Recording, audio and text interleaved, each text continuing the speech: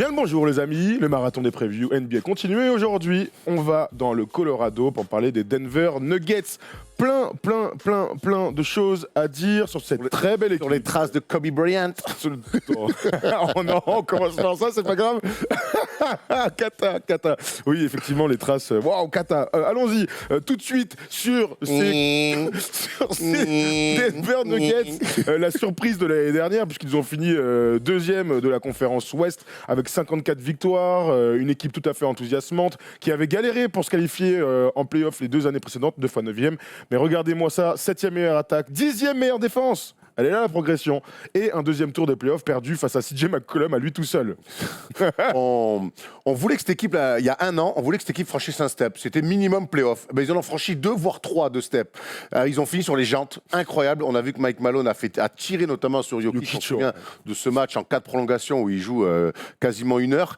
Donc c'est une équipe qui a fini sur les jantes. Et moi, les équipes qui finissent sur les jantes, j'aime bien voir après comment ça se passe l'été parce qu'on sait qu'on a besoin d'une profondeur de banc et je ne peux pas m'empêcher de faire des comparaisons avec le banc des Raptors sur les finales NBA. Donc cette équipe, forcément, on va l'attendre. Et puis c'est le jour d'après. C'est toujours le plus dur, c'est de confirmer. Et cette équipe-là, cette année, elle va s'installer parmi le top 4, top 5 de cette conférence Ouest. Elle est attendue comme telle et c'est normal. Parce qu'il y a des joueurs, il y a des forts joueurs et un bel effectif, un super coach. Maintenant, les amis, c'est toujours pareil. Les Nuggets vont être attendus cette année. Absolument, il va falloir confirmer. Il y a un truc sur ton histoire de jantes et de coach qui tire sur ses joueurs. Alors je mets Tom Thibodeau complètement à côté parce que lui, de toute manière, son but c'est de tirer les gars et d'essorer le plus possible. Mais est-ce que le fait de tirer sur des joueurs et donc de faire des effectifs très réduits, c'est pas le lot des jeunes équipes? Alors j'enlève aussi les Rockets parce qu'ils ont tendance à finir comme ça, mais tu vois, par exemple, je pense aux Warriors. Avant d'être les Warriors champions, donc avoir une profondeur incroyable, et ben ils tiraient sur les mecs. Est-ce que c'est pas comme ça aussi que tu apprends? C'est une question qui n'a rien à voir avec les Nuggets tout de suite, mais tu vois, j'espère. Les Raptors avaient un vécu avant, voilà, et c'est pour ça qu'ils ont... Certes, alors j'espère en tout cas, mais ça a du sens complètement ce que tu dis, mais oui, j'espère qu'ils ont appris, parce que l'année dernière, pour moi, contre Portland, ils perdent certes, parce que McCollum est très fort. Un match 7, hein. Ouais, sur un match 7, ils font 14 matchs, les Nuggets, sur 2 tours. Il leur a manqué parfois un petit peu de fraîcheur venue du banc, il leur a manqué un petit peu des mecs pour faire souffler les cadres, ou alors en tout cas Mike Malone ne les a pas mis sur le terrain. J'espère que l'équipe, mais aussi le coach a un petit peu appris ses premiers playoffs à lui. On ne va pas lui en vouloir d'avoir tiré sur ses cadres, mais en tout cas l'histoire nous montre que c'est bien de pouvoir faire souffler des cadres et d'avoir une profondeur de banc. Bon, en tout cas, cet été, il s'est passé pas mal de choses. Donc on sait que Nikola Jokic est la star de l'effectif. Encore fallait-il lui trouver un maillot à sa taille. Un maillot à sa taille. On vous parlera dans 30 secondes de Nikola Jokic. D'ailleurs, Polo, je ne sais pas si tu as la photo, mais là, pendant qu'on discute, n'hésite surtout pas à nous retrouver la petite photo pendant que je brode 30 secondes. D'accord, mon Polo? Jamal Murray a été prolongé, cher ami, pour 170 millions de dollars sur 5 ans. Alors là, comme ça, c'est l'information de cet été. Est-ce que ça te paraît pas totalement démesuré comme contrat? Si, mais tu fais quoi d'autre? Tu négocies à moins. T'as un mec... Le problème, c'est le contrat, c'est pas qu'il re-signe, hein. Il faut qu'il soit là, mais... Je sais, mais... T'as un mec qui est installé, qui a un potentiel All-Star, qui est un fort joueur, qui a été, je trouve, plutôt bon pour ses premiers playoffs face à des. Alors, aux Spurs, il y avait Derrick White en face qui leur a un peu fait des misères, notamment sur quelques matchs.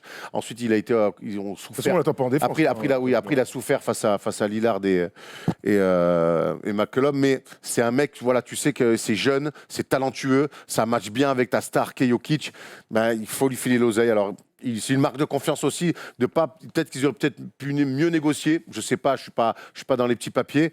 Mais en tout cas, tu fais confiance à un mec sur le long terme et c'est aussi important dans ces équipes-là. Le truc de ça, et c'est vrai que ça, je te rejoins un peu, c'est le problème des petits marchés, c'est qu'au bout d'un moment, si tu veux garder des mecs ou attirer des gars, tu es obligé un peu de les surpayer. Je pense que 170 millions de dollars sur 5 ans, c'est trop pour Jamal Murray aujourd'hui, mais il est possible que dans 2 ans, il le regrette, mais aussi que ça devienne vraiment un All-Star, tu l'as dit, il a ce potentiel-là, et il est archi complémentaire de Jokic parce qu'il est fort balle en main, il est fort sur pick and roll, et surtout, il est shooter. Et ça, dans cet effectif, c'est quelque chose d'important quand tu veux entourer un pivot star. Ça nous amène tranquillement, j'espère Polo que tu es prêt, sur les arrivées et les départs de cet été. Je pense que Polo est prêt, Polo est toujours prêt. Je vais lui laisser quand même 10 secondes pendant ce temps-là. Parfait, bravo Polo. Alors, les départs, Isaiah Thomas, Brandon Goodwin, Thomas Welsh, Tyler Linden et Trey Lyles. Est-ce qu'il y a finalement des noms importants dans ces départs? peut-être Trey Lyles, qui a dû manquer sa chance. Isaiah Thomas, mais à qui on n'a jamais donné la confiance. Quand je dis important, c'est parce que par rapport à la fame de la NBA, donc Isaiah Thomas forcément, et Trey Lyles, mais qui, pareil, au fur et à mesure de la saison, avait perdu quand même des minutes dans la rotation. En fait, il est revenu de blessure, ils l'ont essayé et ils l'ont mis sur le côté. Mike Malone, il donne pas deux chances. Hein. Absolument. Allons sur les arrivées, c'est plus intéressant. Le premier nom, évidemment, c'est l'addition la plus intéressante dans cet effectif, c'est Jeremy Grant. Il est avec Mr. Kanker, Tyler Cook, PJ Dozier, Bol Bol, on va en parler 30 secondes aussi, et Tyler Zeller, l'un de la fratrie Zeller, et enfin la prolongation de Jamal Murray. Alors avant de parler de Jeremy Grant et de son apport dans l'effectif, ça va être intéressant, c'est Bol Bol qui était annoncé lottery pick et donc qui était dans la green room pendant la draft, et finalement à cause d'un carnet médical très douteux, eh bien il a chuté dans le deuxième tour. On peut dire qu'il tente de faire la même chose qu'avec Michael Porter Jr. Ça fait 2 ans que les Nuggets finalement récupèrent des mecs qui, pour des raisons de blessure ou des raisons un peu obscures,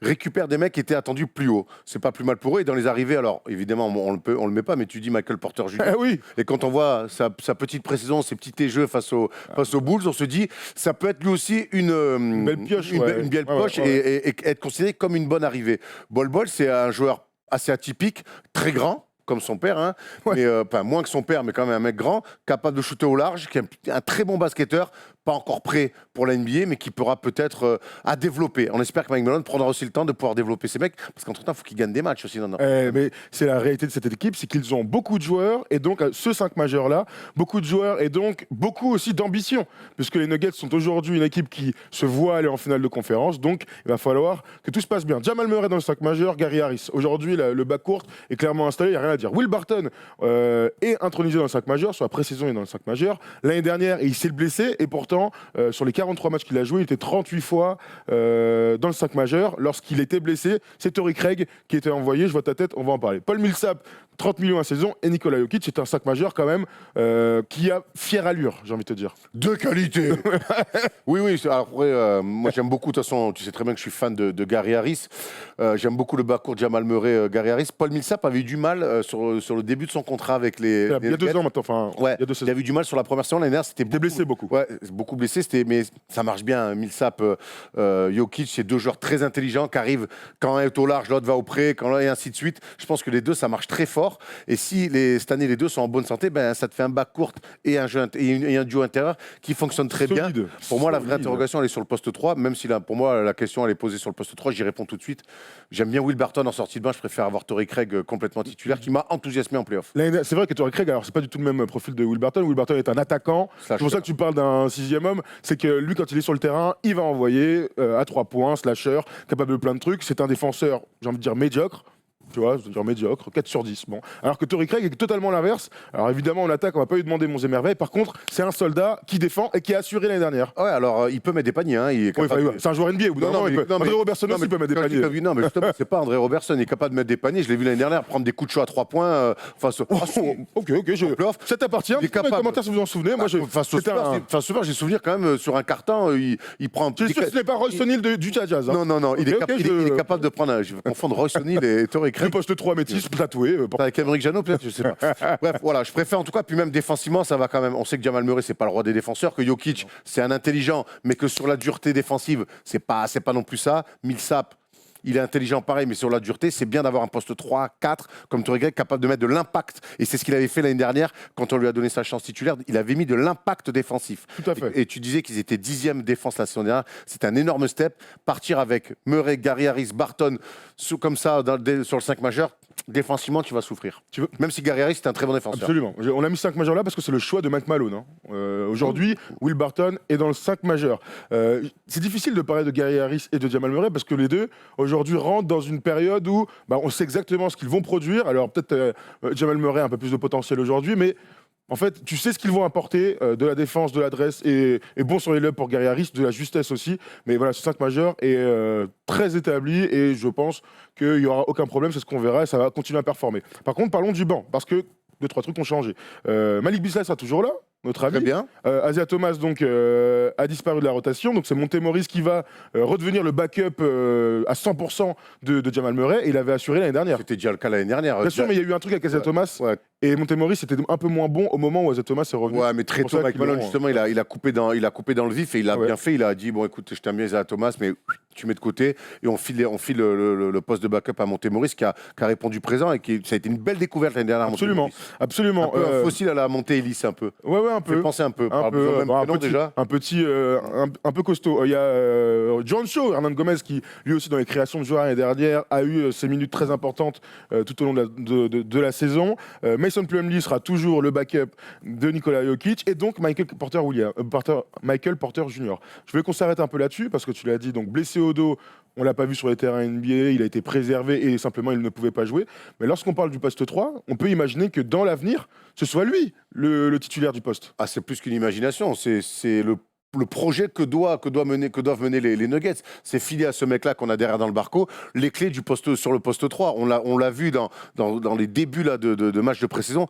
C'est un beau joueur élégant, très athlétique, capable de mettre dedans, un vrai talent. Il pue le talent. Ouais, plus le talent. Donc voilà, donc il y a eu cette première saison un petit peu compliquée parce que pété au dos, ils l'ont protégé, tu l'as dit. Maintenant, je crois qu'ils ont vraiment bien bossé avec lui. Il semble prêt à jouer, à prendre quelques minutes. Tout à fait. Faut surtout pas l'envoyer au feu, lui filer 10-15 minutes pour commencer et puis voir l'évolution de ce mec qui a tout pour réussir à NBA. Il a tout pour réussir NBA parce que tu l'as dit, il est élégant et il est sexy. il est sexy et il a ce truc des stars NBA, c'est-à-dire qu'on aime bien parfois parler des joueurs qui ne sont pas stars mais qui ont des profils de stars, c'est-à-dire que tous les tirs qu'il va prendre, c'est des step back, des trucs qu'on voit à très haut niveau, des trucs de Paul George, des trucs de Kobe, j'en sais Je rien. crois que tu avais dit de Paul Harrer, j'ai fait. De Paul Harrer aussi, mais malheureusement il n'a pas encore été nommé All-Star en NBA, mais c'est tout ce qu'on lui souhaite. Mais Michael Porter Jr. est clairement le joueur en devenir à suivre. Dernier nom à citer, Jeremy Grant, donc qui arrive d'OKC et qui va leur faire du bien d'un point de vue athlétique. Ah, il va leur faire énormément de bien. Quand on parle de mecs qui vont sortir du banc, qui vont leur amener de l'énergie, alors il était starter à OKC, mais là en sortie de banc avec les Nuggets, ça va être très bien.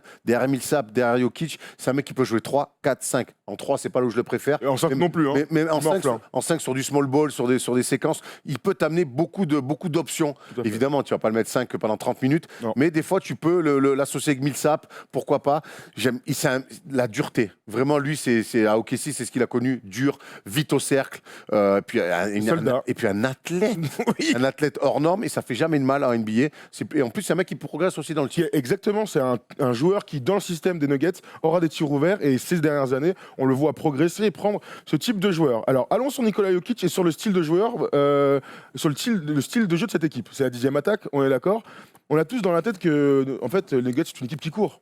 Ah oui. Et bien pourtant, ils sont 27e au pace. C'est une équipe qui ne court pas. C'est une équipe qui va vite vers l'avant, mais c'est une équipe qui joue demi-terrain parce que Nikola Jokic, qui est notre joueur à suivre et qui, l'année dernière, finissant 4e du MVP, nous doit une confirmation de cet énorme potentiel qu'on a vu l'année dernière. Il nous donne une confirmation et sans vouloir tirer la sonnette d'alarme, quand on voit le Nikola Jokic de la Coupe du Monde, alors certains diront ouais mais la Coupe du Monde, si vous voulez, l'attitude qu'il a eue en Coupe du Monde, elle est catastrophique.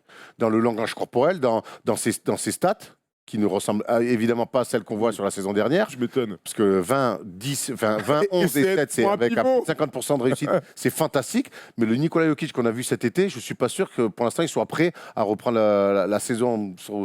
T'es inquiet en fait. Alors, on parlait de la photo tout à l'heure. Paulo, si tu l'as trouvé, n'hésite pas à nous la mettre. On parlait de la photo et de.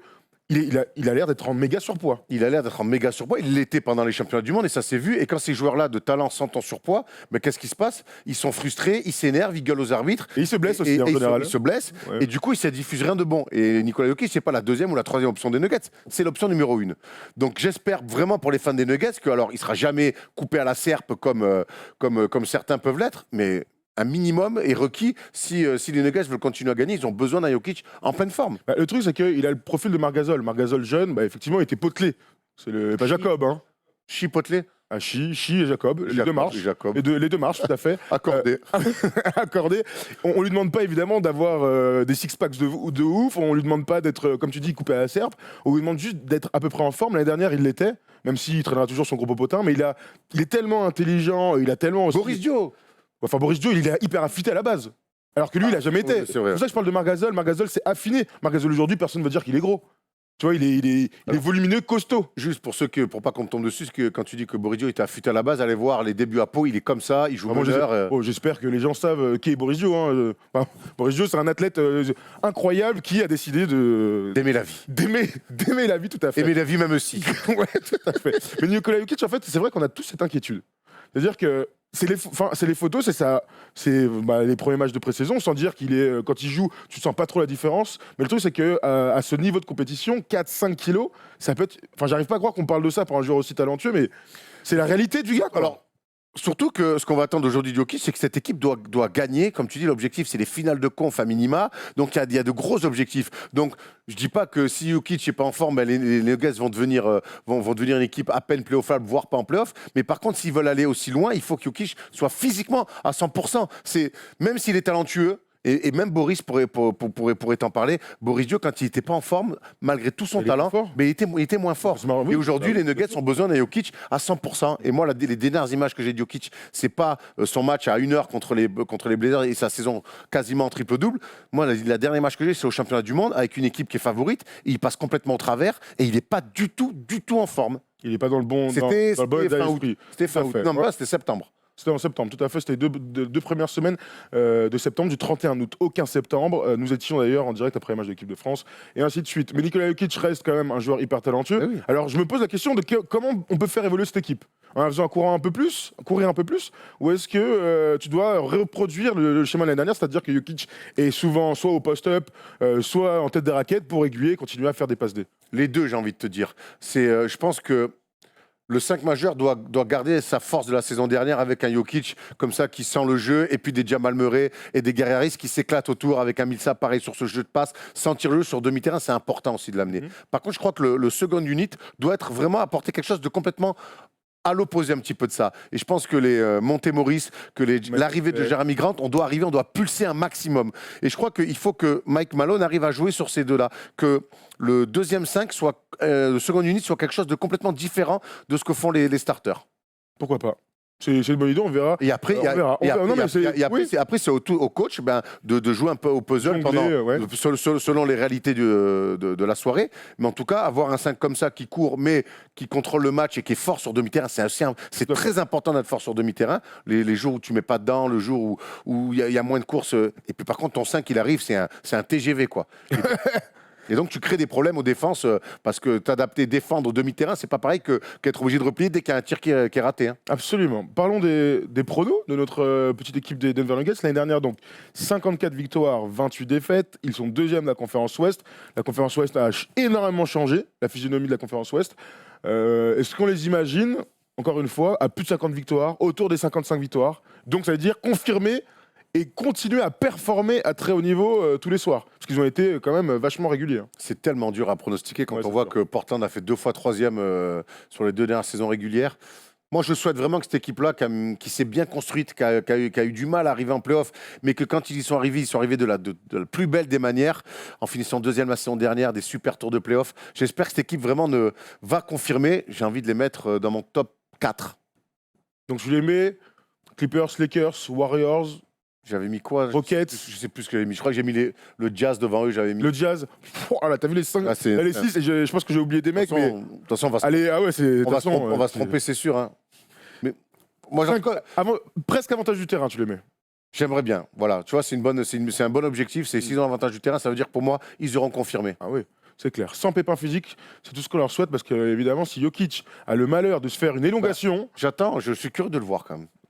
On verra. En tout cas, l'équipe a l'air plutôt prête. Ce sera très intéressant à suivre du côté du Colorado. On a fait le tour.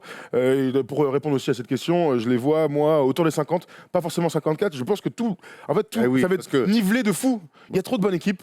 Donc, il y aura des déceptions. Les Clippers qui font 7 la saison dernière, là, déjà cette année, t'imagines regarde, on peut le refaire comme ça. On adore de toute manière faire ces petits trucs. Mais je te donne les équipes qui vont énormément progresser. Les Mavs étaient à 33 victoires l'année dernière. Je dis les Pelicans, les Timberwolves, on verra. Les Lakers n'étaient pas en playoff. Les Kings n'étaient pas en playoff. Les Clippers étaient donc 8e. Les Spurs étaient 7e. Le Thunder, on imagine qu'ils vont baisser, mais le Jazz était 5e avec 50 victoires. Les Rockets vont continuer à gagner. Portland, Denver et Golden State. Non, mais attends. Il n'y aura pas de la place pour tout le monde. Hein. Non, il n'y aura pas de la place pour tout le monde. On va dire qu'ils sont 11 pour 8 places. Et donc, forcément, il y aura des équipes qui se qualifieront pas avec un bilan équilibré. Mais bon, C'est pour ça qu'on adore la NBA et la saison prochaine est hyper excitante parce que c'est très difficile à pronostiquer. En attendant, on imagine que Denver sera en playoff et on imagine que Jokic continue à performer à des standards de MVP parce que c'est exactement ce qu'il a fait l'année dernière. Quand tu finis top 4 de votre MVP, effectivement, on peut dire que tu fais une saison de MVP. Ah, je crois aussi. Voilà, on a fait le tour. Vous nous dites dans les commentaires ce que vous pensez de cette équipe des Nuggets. Est-ce qu'ils vont aller en playoff? Oui. À combien de victoires? Et surtout, qu'est-ce que vous en attendez de Mike Malone aussi? Parce que faut continuer à progresser. La progression, elle passe aussi par le coaching de Mike Malone qui en playoff la saison dernière a été quand même. C'est le jeu aussi. Non, mais c'est le jeu, mais l'évolution fait que, voilà, j'espère. Moi, tu sais, les jeunes coachs, alors Mike Malone n'est pas un très jeune coach, mais en plus, les jeunes coachs à ce niveau-là se cassent les dents, ou alors tu as LeBron ou Kawhi Leonard dans l'équipe. Enfin, non, ça, tu vois, ou Duncan, j'en sais rien, moi, ou vaut mieux avoir ce type de ou Jordan. Jordan pour Phil Jackson. Hein. Enfin, Phil Jackson, il a gagné des matchs en foutant Jordan sur le banc, portant le 92. Et on a gagné aussi en le laissant à la fin. Oui, hein. d'accord. C'est la majorité du temps que ça doit marcher comme ça, mais portant le 92, les finales, Jordan et les titulaires, ils sont catastrophiques. Ils les sortent, ils sont à moins 17 ou je sais plus combien. Ils les sortent, c'est le banc qui les ramène et c'est Jordan qui finit le taf. Donc ça aussi, on est en finale NBA, quoi. C'est vrai, et ça a matché pour eux. Bref, on se retrouve demain. Il nous reste 2 petites équipes. Il nous reste très exactement les Bucks. Et les Clippers. Donc demain, on va faire les Clippers. On finira par l'équipe qui avait le meilleur bilan de la saison régulière l'année dernière. Donc demain, on parle des Los Angeles Clippers. Je suis surexcité de cette vidéo. Donc on vous souhaite une très bonne journée. Et à demain, 10h, les amis. Ciao.